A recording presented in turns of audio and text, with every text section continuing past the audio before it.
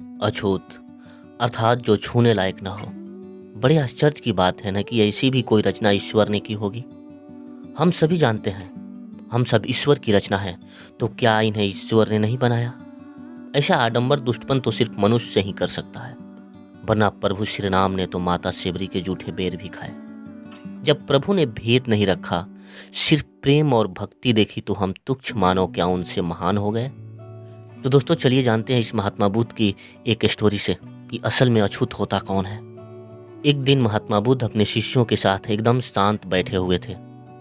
उन्हें इस प्रकार बैठे देख उनके शिष्य चिंतित हुए कि कहीं वे अस्वस्थ तो नहीं हैं। एक शिष्य ने उनसे पूछा कि आज वह मौन क्यों बैठे हैं, क्या शिष्यों से कोई गलती हो गई है? इसी बीच एक अन्य शिष्य ने पूछ लिया कि वह अस्वस्थ है क्या? पर बुद्ध मौन रहे। तभी कुछ दूर खड़ा एक व्यक्ति जोर से चिल्लाया, आज मुझे सभा में बैठने की अनुमति क्यों नहीं दी गई? बुद्ध आंखें बंद करके ध्यान मग्न हो गए।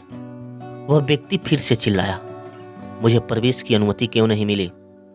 इस बीच एक उदार शिष्य ने उसका पक्ष लेते हुए कहा कि उसे सभा में आने की अनुमति प्रदान किया जाए। बुद्ध ने आंखें खोली और बोले, नहीं, वह अछूत है, उसे आज्ञा नहीं दी जा सकती।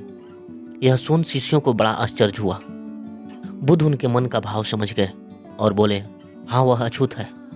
इस पर कई शिष्य बोले कि हमारे धर्म में जात पात का कोई भेद ही नहीं है, फिर यह अछूत कैसे हो गया?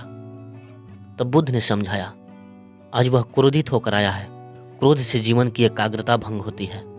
क्रोधी व्यक्ति प्रायः मानसिक हिंसा कर बैठता है, इसलिए वह जब तक क्रोध में रहता है तब तक अछूत होता है। इसलिए उसे कुछ समय एकांत में ही खड़े रहना चाहिए। क्रोधित शिष्य भी बुद्ध की बातें सुन रहा था। पश्चाताप की अग्नि में तपकर वह समझ चुका था कि अहिंसा ही महान कर्तव्य व परम धर्म है। वह बुद्ध के चरणों में गिर पड़ा और कभी न क्रोध करने की शपथ ली। इस कहानी का आशय यह है कि क्रोध के कारण व्यक्ति अनर्थ कर बैठता है और बाद में उसे पश्चाताप होता है। इसलिए हमें क्रोध नहीं करना चाहिए। असल मायने में क्रोधित व्यक्ति अछूत हो जाता है और उसे अकेला में ही छोड़ देना चाहिए। क्रोध करने से तन मन धन तीनों की हानि होती है। क्रोध से ज्यादा हानिकारक कोई वस्तु नहीं है। बुद्ध ने कहा भी है, क्रोध को पाले रखना गर्म कोयले को किसी और पे फेंकने की नीयत से पकड़ के रखने के समान है, जिसमें आप ही जलते हैं।